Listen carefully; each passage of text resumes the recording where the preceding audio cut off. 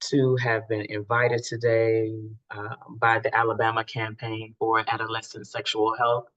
So thank you so much, Taryn, to you and your team for inviting us to share a little bit about sex education.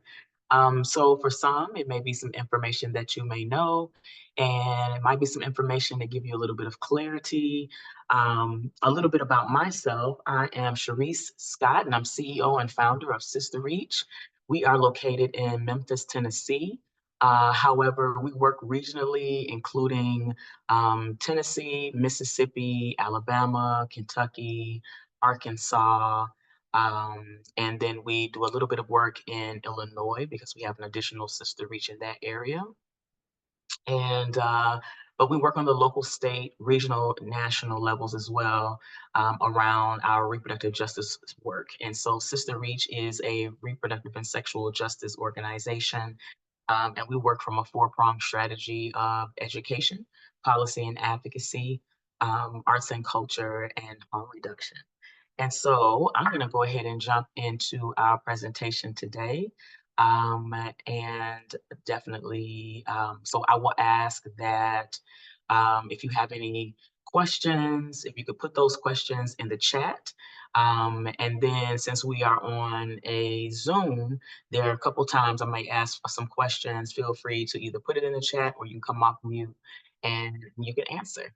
I think this is going to be pretty cool, and I hope that we walk away from today with more information than we had. All right, cool. So I'm going to jump on into it. And so our comprehensive reproductive and sexual health education workshop is called Vacation Body School.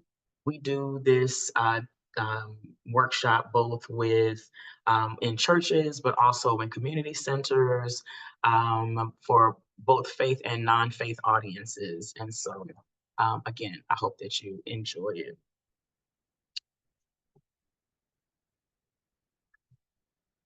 Let me try it again. Let me share one more time.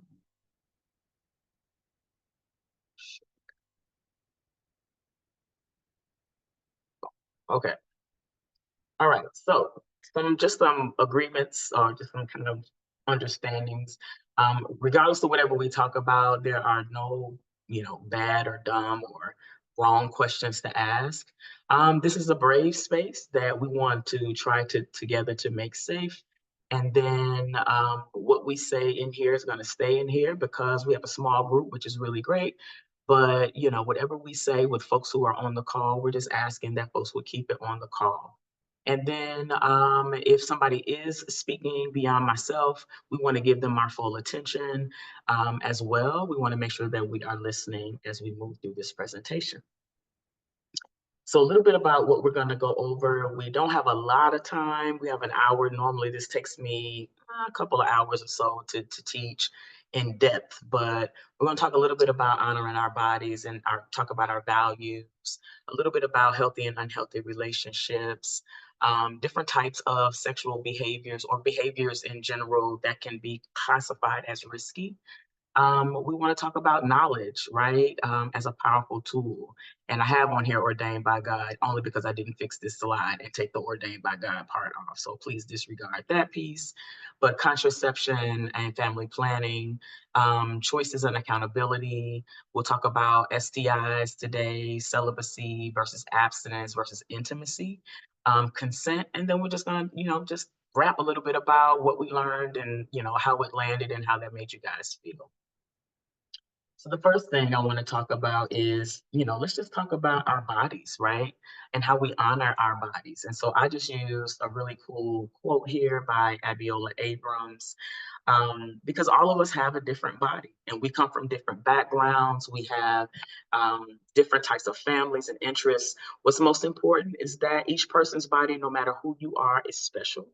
And you are responsible for your body. You're responsible for how you treat it and how you allow other folks to treat it. And so this quote just talks about emphasizing the beauty and value of each individual's body, and to encourage some level of self-acceptance and appreciation. So let's get into it a little bit more. So let's talk about who you are. Who am I, right? In order to know more about, how you can make the best decisions for yourself and the body that you're responsible for, you've got to take some time to really get in touch with who you are, right? What you like or dislike. You have to know who you are, know yourself, know what is a strong quality about yourself, and where you know you have challenges with yourself. Until you take some time to ask yourself questions like these I have on the slide, you may make decisions based on what others think about you, or start thinking about yourself in ways that others think about you, right? But if what people thought about something, what if they thought something negative about who you were? Would you believe it because they said it? Or would you correct them because you are the best person who knows who you are, how you get down, the things that are important to you? So let's look at some of these questions, right? And feel free to put anything in the chat, like I said, right? So, how do you enjoy spending your time, right? Think about that. Is it video games? Is it in conversations with friends? Is it cooking? Is it hanging out? Is it studying? Like, what are those things? What do you believe is right? Right. And I'm not talking about, what your community believes is right or what your parents think is right, but what do you as an individual believe is actually right? Because I think at the end of the day, it really rests in what you personally believe that controls how you think, how you move, decisions that you make. What do you think is wrong? Right? What makes you as a person strong? Right? Um, what type of folks do you like hanging around? Who are your people? Right? What do they do? Why is it important to spend time with those folks? Um, those types of things. So some of these questions are really important to just get the conversation going in yourself around, like, because your first relationship, the first person that you are in relationship with is you, right? And if you're not necessarily considering how you think about yourself, how you get down, what you think is important, then, like I said, it's easy to be swayed many times into the ways that other folks may think. So let's talk about healthy relationships, right? When we think about a healthy relationship or what it potentially may be, what are some different types of healthy relationships? What's some different types of relationships when you think about that? Or what does it look like, right? And so I've got some examples here of different types of relationships um, as well. And so whether or not we're talking about two people who might be in love with one another, your family, the person that you might be in intimate partnership with or considering that, a relationship between a mother and a child, a relationship between a father and a child, your friends, and even the picture down at the bottom middle, I love so much because I guess I'm an extroverted introvert. I really love spending time with myself, right? I can people for so long, and then I gotta like chill, and I gotta do something different.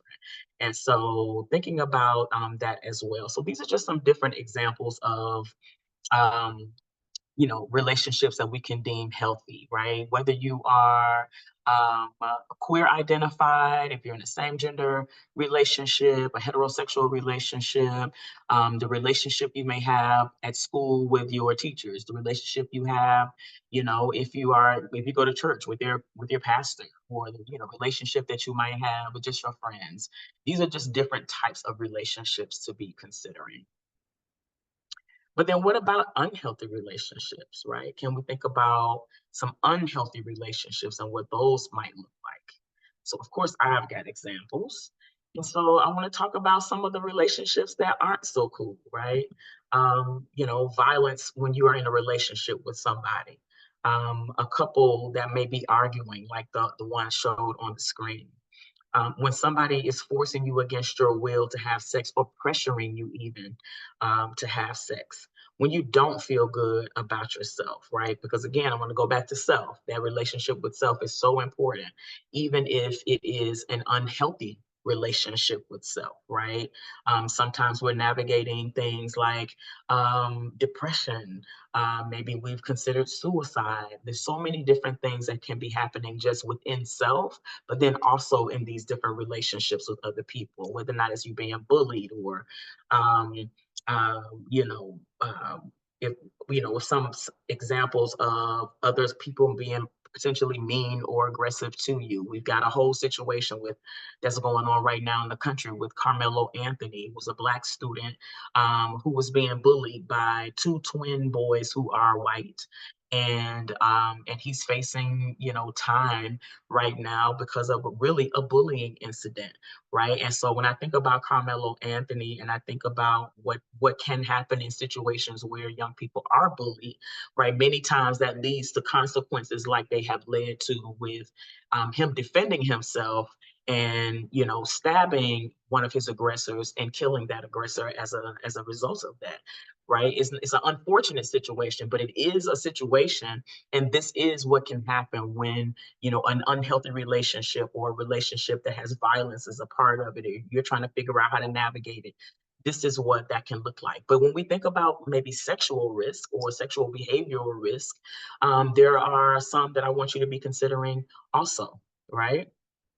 And so whether or not we're talking about the types of, if you're using substances or know people that are using substances, whether we're talking about drugs or alcohol, right? It could be the movies that you watch. It could be the videos that you watch, the video games that you play, texting and sexting, right? And how that in many states, I'm not sure about Alabama, but here in Tennessee, sexting is illegal, especially if it's a situation where you have, um, uh, excuse me, let me look at my notes. My notes are doing something different. Okay.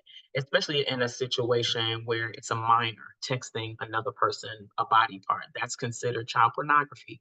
And so here in the state of Tennessee, it is illegal. I'm not sure about the state of Alabama, but a lot of our laws here in the Southeast many times are very close to one another.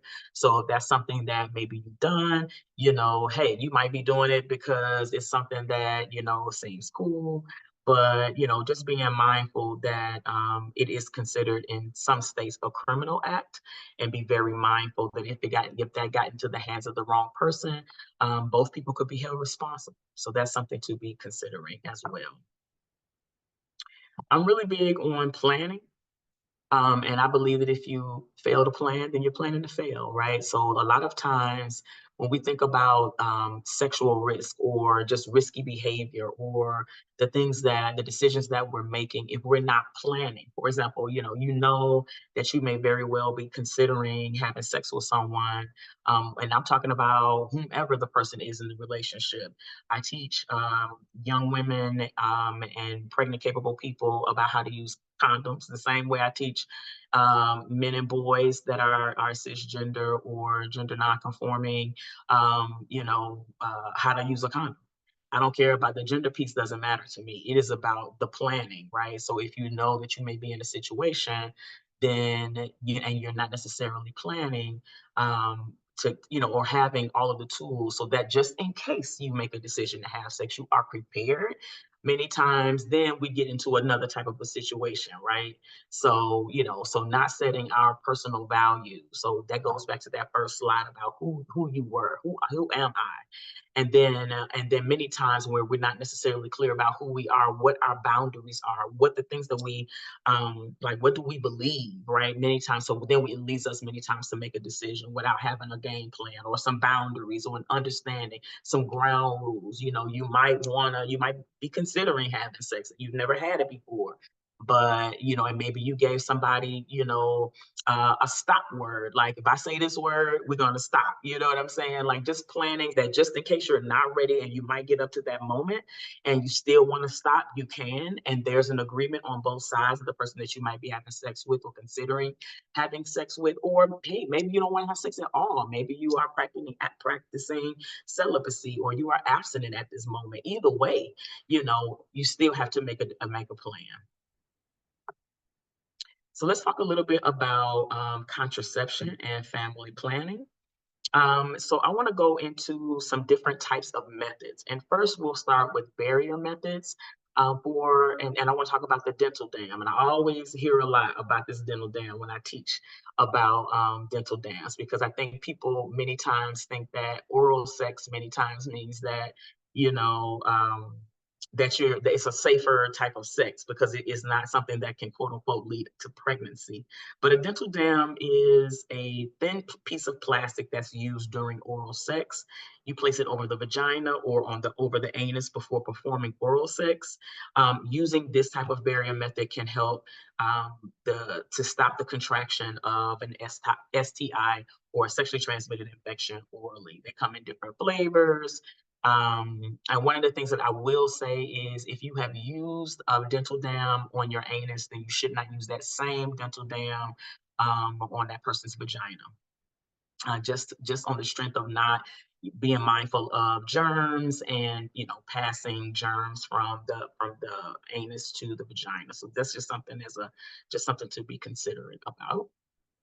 The next barrier method I want to talk about are female or internal condoms, male or external condoms. And so with the internal condom, these are also barrier methods that can help you to not become pregnant if you don't want to be, and can also help you from not contracting a sexually transmitted infection. And so basically, this is just a little bit of a demonstration on how you can, where the internal condom can be placed. And I would definitely suggest YouTube, but I didn't put a YouTube video on here to show how you could potentially utilize this type of a condom. But also with the male condom, one thing that I will lift up is being mindful about leaving a little air at the tip of the condom when rolling the condom down. If we were in person, I would have penis models in front of you and we would be literally going through this together. But of course, if you leave a little air at the top of the condom, then when that person ejaculates, it will eliminate opportunities for that condom to break. One thing I will also say about that internal condom or the female condom is you can use that condom up to 8 hours before insert it up to 8 hours before you use it, right? And I think one thing that's really cool about the internal condom is that it can become kind of like the same temperature of the body, and so that kind of helps with sexual pleasure. We do a lot of education around the internal condom. We are talking to folks who are either may identify as a sex worker or someone who is um, considering having sex with a sex worker. So we talk about this as just a method of protection also. Both of these items can only be used one time and to discard, not in the toilet, wrap it up in some tissue and put it in the garbage. Okay. Next thing, the NuvaRing. I don't really hear folks really using the NuvaRing as much these days as they used to, but this is a person-controlled hormonal method. It's the person-controlled method because the person using it is the person who controls how when and how they're going to use it, when and how they're going to insert it or to take it out. But it is a hormonal method of contraception that can be administered, not necessarily with the help of a doctor, but you can absolutely use it as well. It's not necessarily like the morning after pill or Plan B or some of the other types of pills that are on the market. We'll talk about emergency contraception shortly, but definitely can also help from that person not becoming pregnant if you use it. One thing I will caution folks about using this NuvaRing, because we see it all the time, is being mindful that your hands are clean, right? Sometimes the NuvaRing can move around. I'm one of those types of people where my service is a little tilted. I tried to use the NuvaRing once upon a time and it just didn't work well for me. I couldn't keep it in place, right? But for people, if you don't have any type of weirdness about touching your body and inserting something into your vagina or not, then this should be pretty cool for you. And the same thing, and that same ring is kind of familiar. It looks like the ring that's in the internal condom, but this is an actual birth control method. So just want to lift that up. Let's talk a little bit about birth control pills. They can kind of be categorized in two types, right? So birth control pills can be combined oral contraceptives or progestin-only contraceptive pills. I'm happy to say that the old pill is now on the market. I have been a part of the working group to help to get that old pill over the counter. I don't know that it's in everybody's state yet, but it is steadily growing and being in different types of pharmacies like a Walgreens, a CVS, a Rite Aid, whatever's in your area, Dwayne Reed, depending on where you live in the country. But the oat pill um, uh, is suitable for folks who cannot take estrogen-based pills. They work by thickening the cervical mucus and can prevent ovulation for folks who are using it. And then the combined oral contraceptive pill has both an estrogen and progestin hormones. They can prevent ovulation. They thicken the cervical mucus to block the sperm, and they thin the uterine lining to prevent implantation when you're having sex of that sperm. And then you have Plan B one step. There are so many types of emergency contraceptive pills, like the levonorgestrel pill, or Plan B, or ulipristal pill, which we know commonly known as Ella. Right, Ella can be effective up to 5 days after unprotected intercourse, and is a little bit more effective than Plan B, especially because you can take it up to 5 days. Plan B, as well as many of those types of levonorgestrel pills, you need to take them within 3 days of unprotected sex, right? If the condom breaks, you didn't use a condom, whatever, go ahead and use that, especially in states like Alabama, where access to abortion care, like Tennessee, is prohibited, and or, if an adoption is not necessarily something that you want to consider, things like that. If you don't want to be pregnant, this is why an emergency contraceptive pill is amazing to be able to use, because it basically thins out the uterine wall. And so it will stop the implantation of a sperm, right, into an egg. And so we want to think about that. I will say as immediate as you can take it, as well. And so what I also will say is I'll give you some more information about one of the things that SisterReach does specifically for the state of Alabama, which is how we end up doing work in Alabama. And I'll share that in a little bit. Let's talk about Season Now. Season Now is an extended cycle birth control pill that combines estrogen and progestin. It allows folks to have a period only 4 times a year, or once every 3 months. You take it for 84 days. You follow that by a 7-day break, and where there are like basically some pills that are inactive, and then you start your regimen all over. And then even the contraceptive patch is not necessarily for everyone, but for those who it is for, especially if you are a smoker, I wouldn't necessarily suggest a contraceptive patch. However, you place it on the skin. If you don't have like a latex irritation, it could be helpful. But you basically leave that and you take that on once a month. The next one, provider control hormonal methods.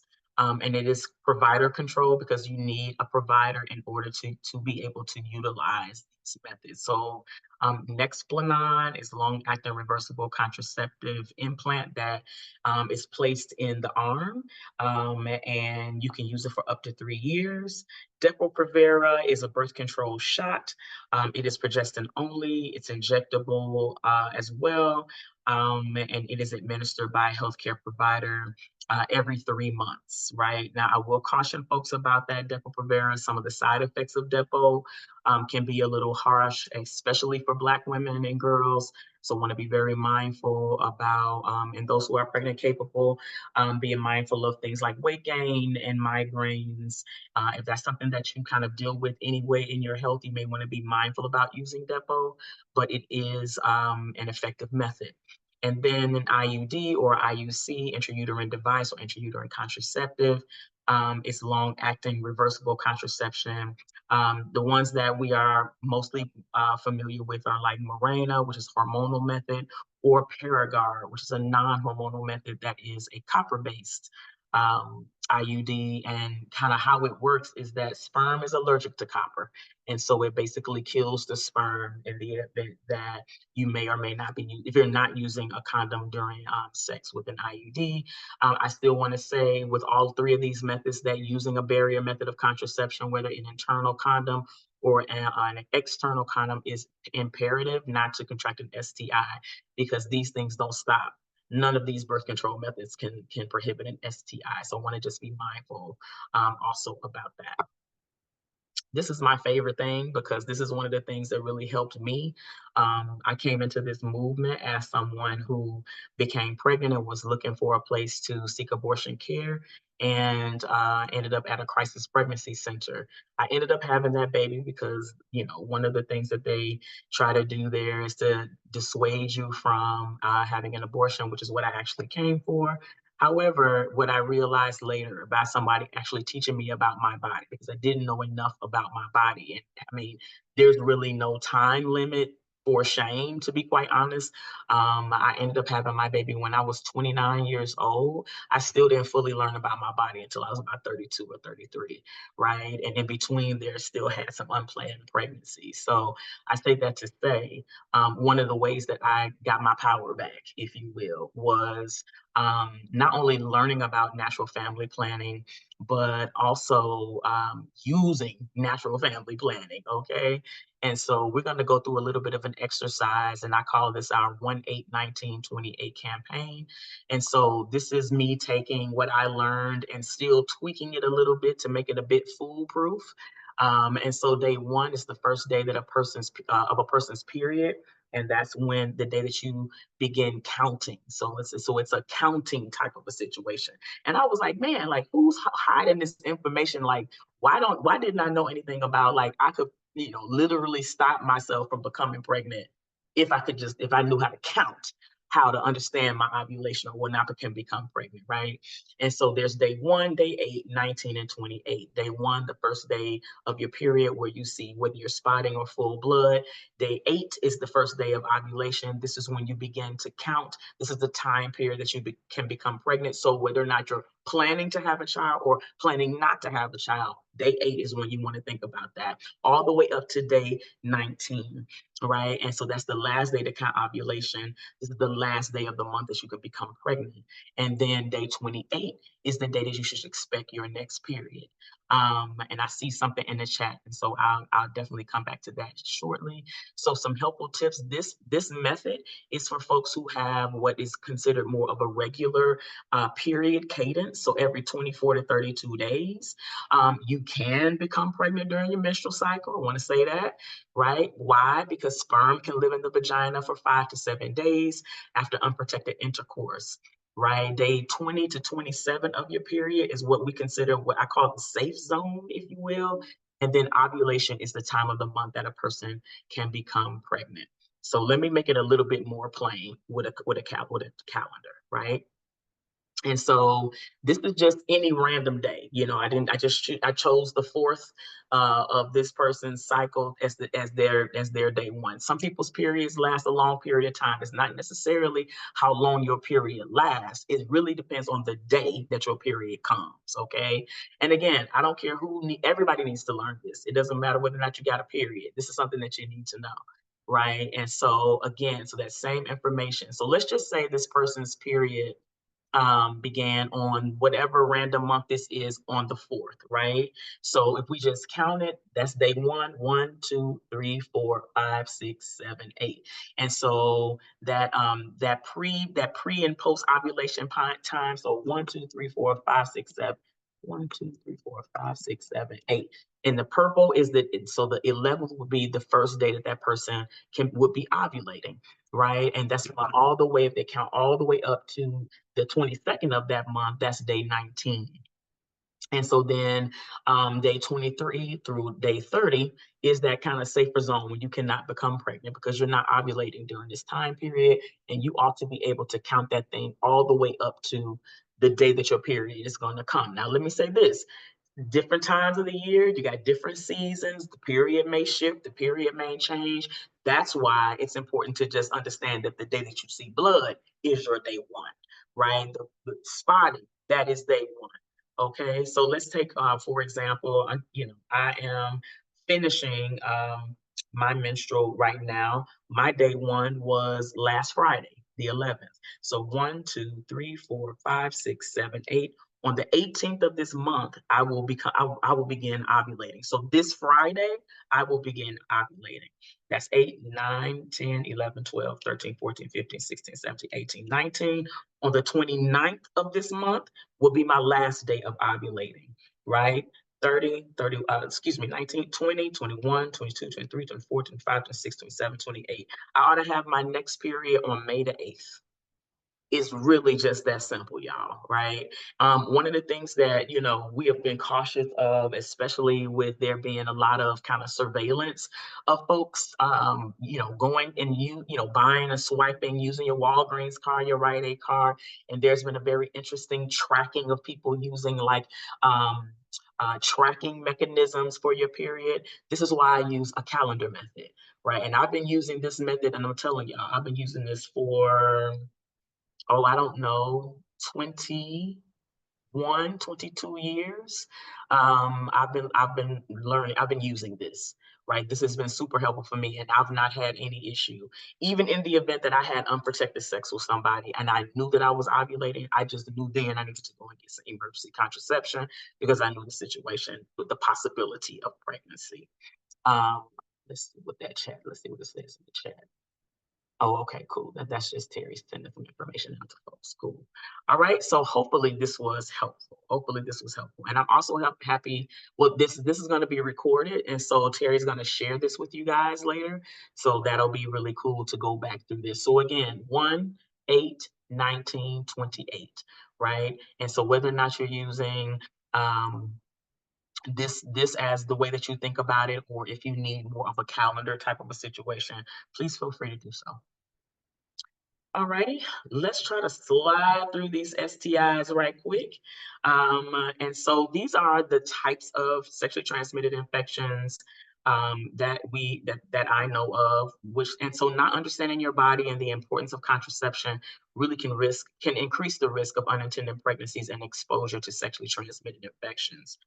Without knowledge about safe practices and effective birth control methods, individuals could be less likely to use, or maybe less likely to use protection such as condoms, which can help prevent both the pregnancy and the transmission of an STI. So being informed empowers people to make safe, healthy choices that protect both their own health and the well-being of other people, right? So it's not just about you.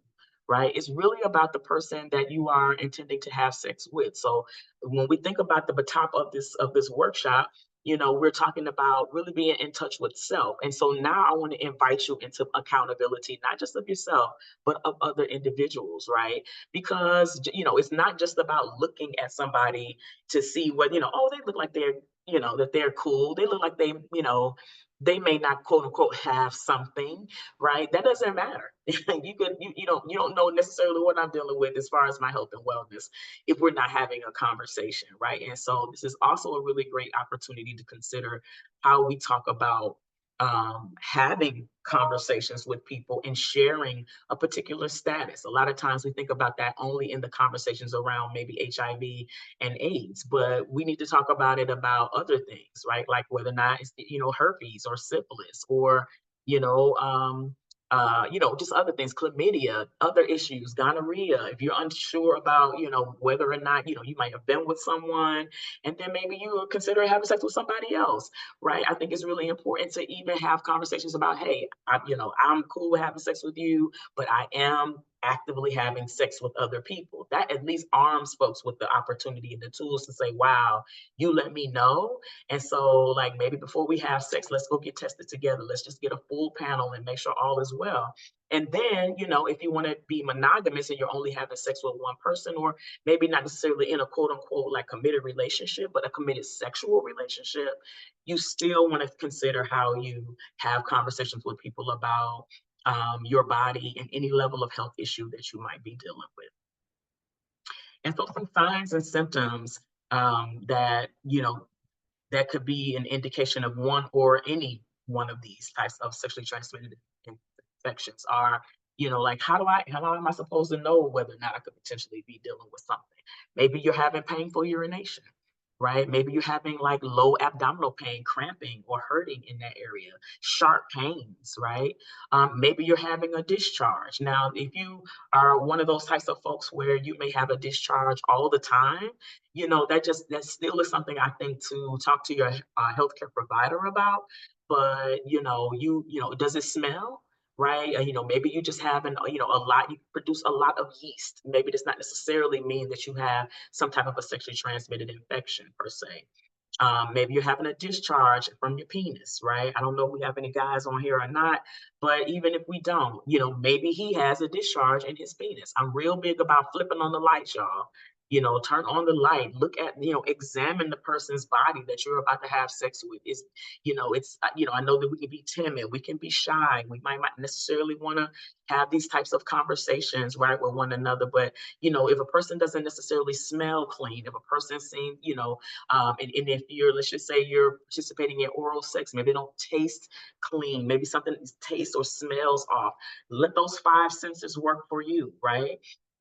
You might have consistent pain when you're having sex with someone, especially as a woman. If you're having sex with somebody and it's constantly hurting, that could potentially mean that you could potentially have a symptom of some type of an STI, right? Pain in a man's testicles, right? Or a gender expansive person's testicles. Like that could also mean that something could be going down, something to check on. Fishy or ammonia-like smells or whatever coming from the vagina, it could definitely mean that there could potentially be something that's going on, right? So I'm real big about, so let's talk about this first one, because I think that this is helpful. Bacterial vaginosis is one. So bacterial vaginosis isn't necessarily an infection that you can get because you necessarily had sex with someone. It could be caused by other factors, right? It could be because you're using a fragrance or some type of a dye. Maybe, I'm real big on being mindful about your body. Using high perfumey soaps many times can cause bacterial vaginosis. Or, you got a cute pair of panties or something like that, but but it's heavy in dye, reds, purples, blacks, those types of things. Maybe they're just cute. They're cute to wear for a moment, but they're not cute to keep on all day, right? So be mindful of that. Even if you're wearing thongs, right? And so, I think once upon a time thongs were like the thing, and now it's just a normal day, a normal part of life. But regardless, just the sitting, the standing, that thong moving back and forth many times can still be pulling waste from the anus to the vagina. So just be mindful if your clothing is too tight sometimes, right? Not allowing the body to breathe. Not allowing that genitalia to breathe is really important. So just be mindful of that. Soiled underwear, especially when it's a situation where you had a period. Okay, I'm gonna try to wash these underwear. Okay, cool. I'm gonna put these underwear back on. Dang, I still see a little spot in there. Then you still got bacteria in that fabric, right? So just know that wearing soiled underwear can for sure cause some other issues like bacterial vaginosis. And though we don't hear much about people douching much anywhere more, and douching, if you're not familiar with it, is it's the act of using like a douche itself. You might have a fragrance to it. You can buy it at the pharmacy, and you're basically squeezing the fluid into the vagina to quote unquote clean it. The way that I was taught about our vaginas is that they are a self-cleaning oven, right? Like you don't necessarily need to do anything extra. Take a bath. A bath can totally do what it is that you may want to do. There's so many types of different things on the market now. They just I'm always crazy, like, why are people using stuff in their vagina? But just to be mindful, right? I know we want to smell fresh. I know we want to smell clean, but some of the things that could be causing us to smell is because we might be using the wrong type of soap. We might have a smell because we're re-wearing soiled panties. We might have a smell because we're wearing thongs and we had that thong on all day and it's hot outside.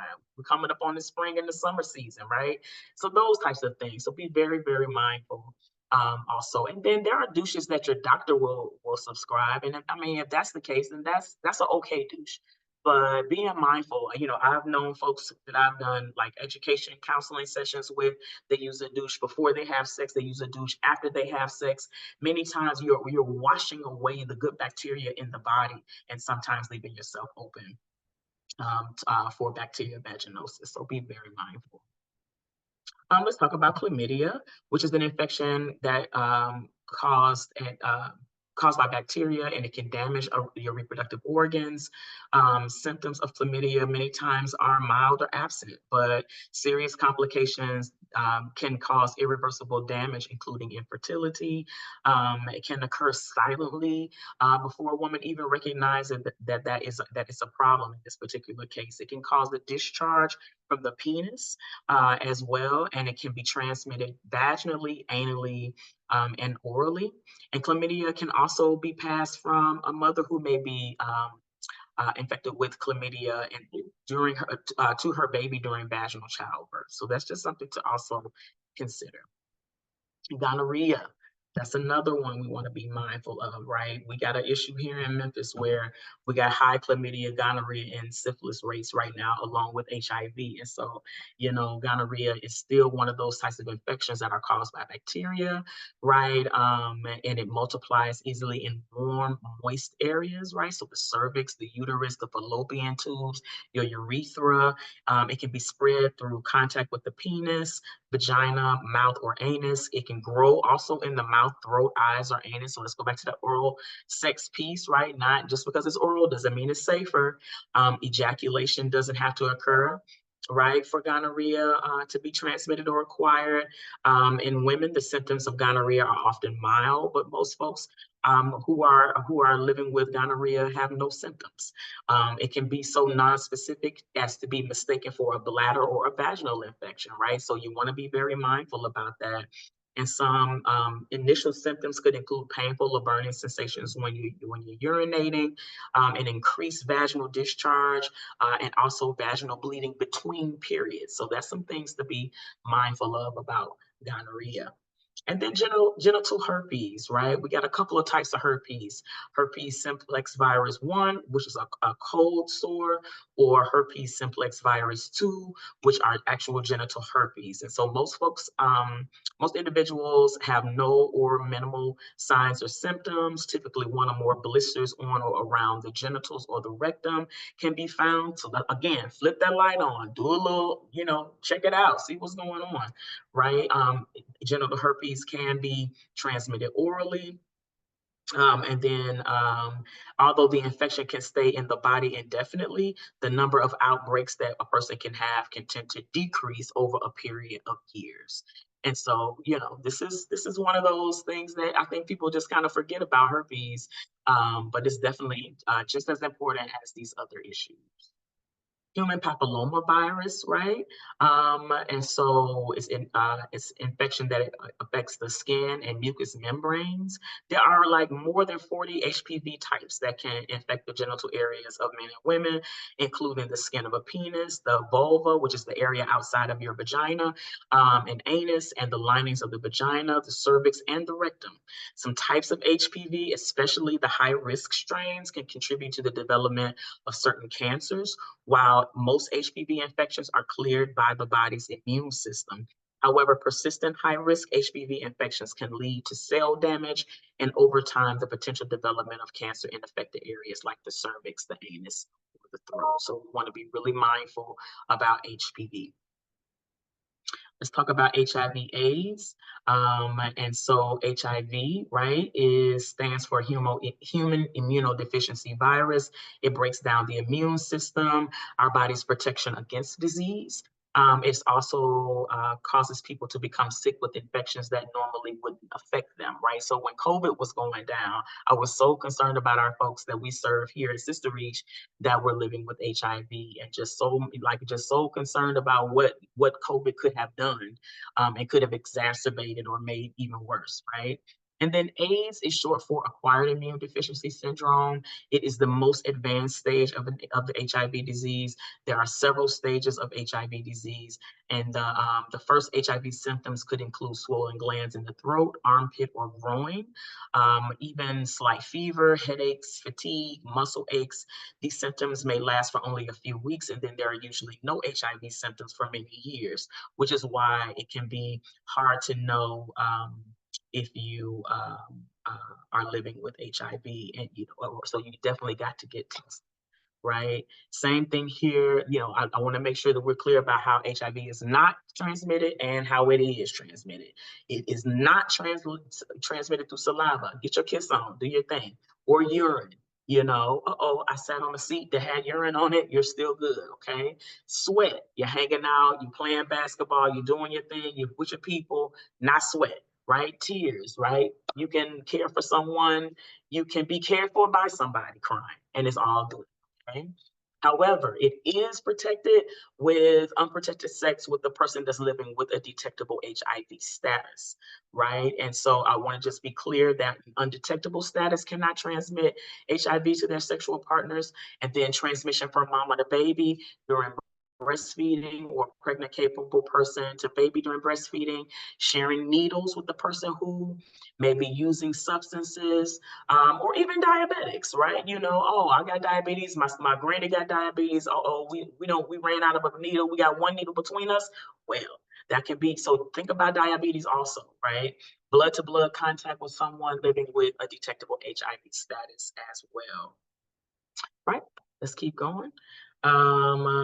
The next one, PrEP, PEP, and DoxyPEP. So these are, HIV is, thank God for science, right? Science has helped us to help folks in ways where we weren't able 20 years ago to help folks who were living with HIV to live the type of life or have a quality of life that works for them. And so PrEP is a medication that you can take by folks that have high risk of HIV. And so folks who have been kind of classified as high risk are sex workers, folks who are same gender loving, to prevent infection before potential exposure, right? So taking PrEP is awesome. So I definitely suggest PrEP as a way that you are thinking about if you're someone who might be living with HIV. And then PEP is an emergency treatment that's taken after possible exposure to HIV, such as within 72 hours. So let's just say, unfortunately, if folks who unfortunately may be a victim of sexual assault, PEP is a way to help support the prevention of HIV. And then DoxyPEP, which is a little bit more new. It involves taking the antibiotic doxycycline after a potential exposure to certain bacterial sexually transmitted infections like chlamydia and syphilis. And so it's very, very helpful, not just around, but this one is with other STIs. And so many times are taken together with some of these other medications, okay?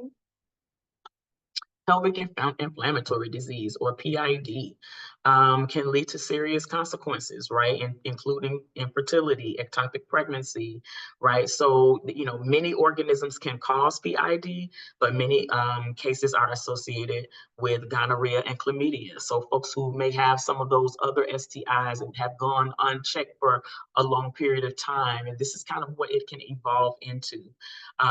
PID can damage your fallopian tubes and tissues near the uterus and the ovaries, can lead to serious consequences like we've discussed.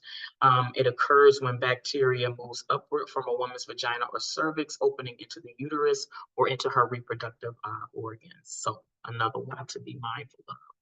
Crabs or pubic lice. And so this one. Okay, so they are tiny insects, right, that are found in your genital area. These infections are usually spread through sexual contact. You cannot get them from dogs or cats or other types of, pets, right? They don't transmit human lice, but you can use both over-the-counter and prescription medications, which are available for treatment of pubic lice or crabs. And then syphilis definitely can be passed from person to person through direct contact with the syphilis sore. Sores can occur on the external genitals, vagina, anus, or the rectum. And one of the things too, as you're reading these different symptoms, many people that are infected with syphilis don't have symptoms for years, right? And so they yet remain at risk for late complications if they are not treated. So although transmission occurs from persons with sores who are in the primary or secondary stages of syphilis, many of these sores are unrecognized. So transmission may occur from person to person who are unaware of their infection. And so like I said, here in Memphis, we have some extremely, syphilis is on the rise here in Memphis. I'm not sure about where you guys are, but definitely here. So that's something to be very mindful of. And this definitely called the great imitator because so many of those signs feel like other signs. And maybe it's, you think you may have something else, but it's actually syphilis. So being very mindful.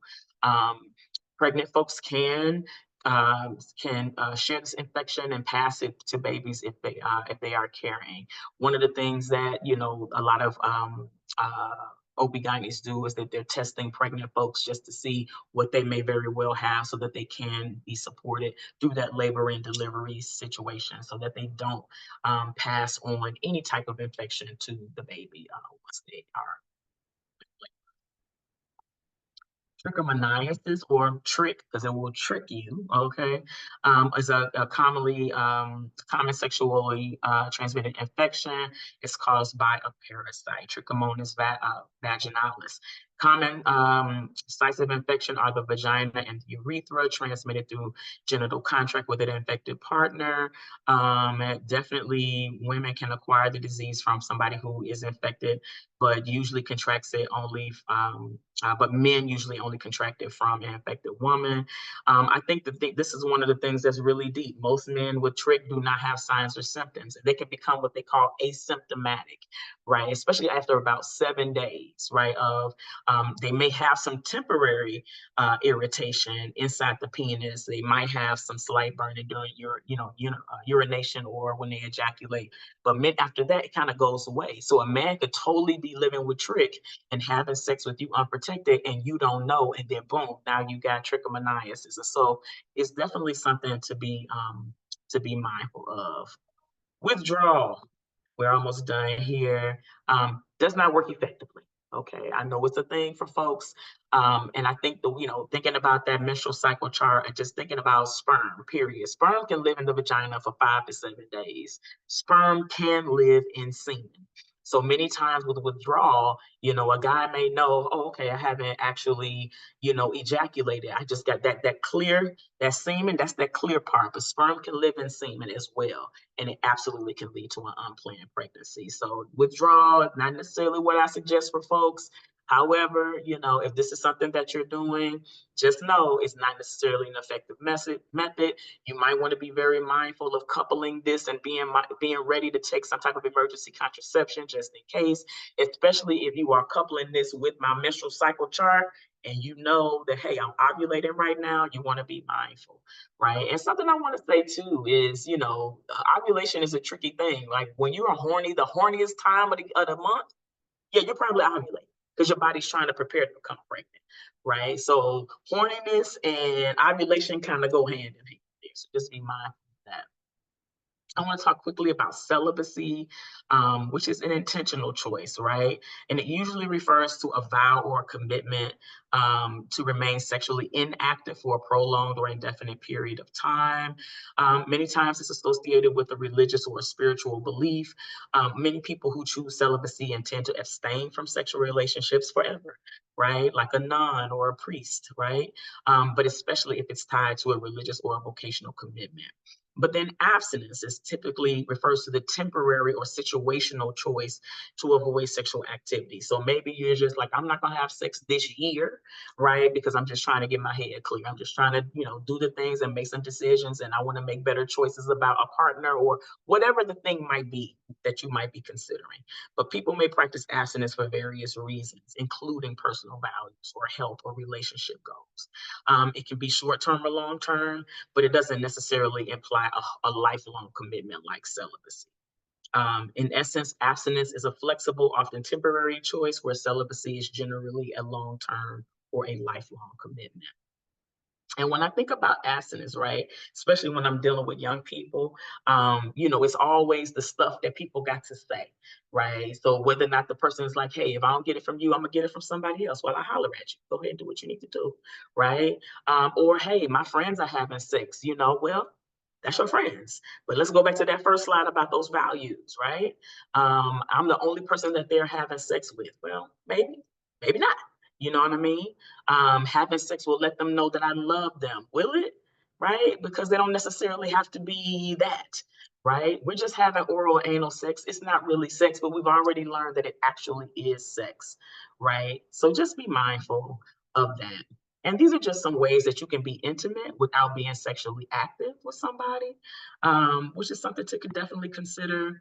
You know, listen, be a friend, talk on the phone, hold hands, go on a date, do those types of things, right?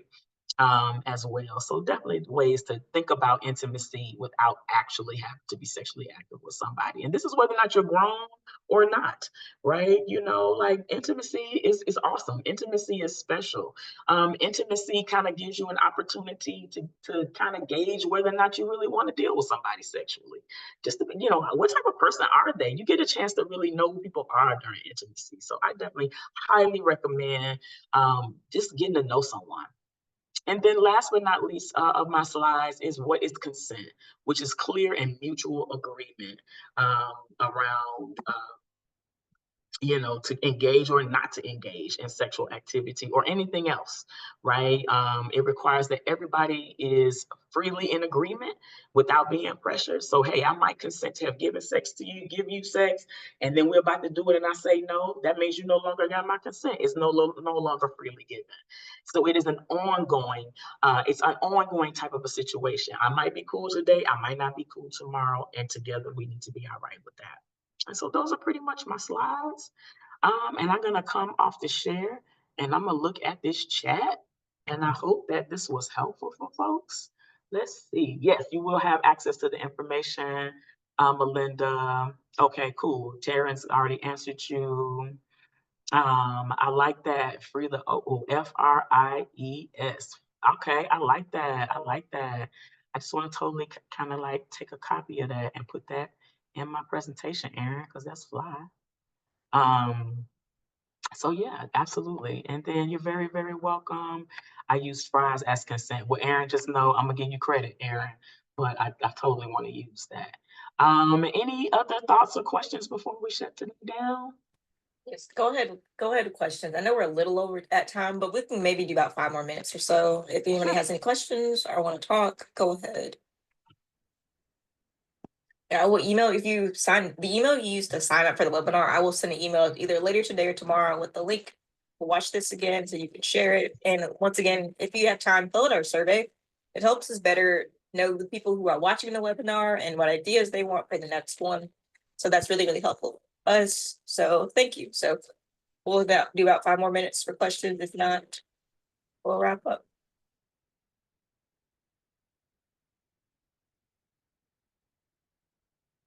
Awesome.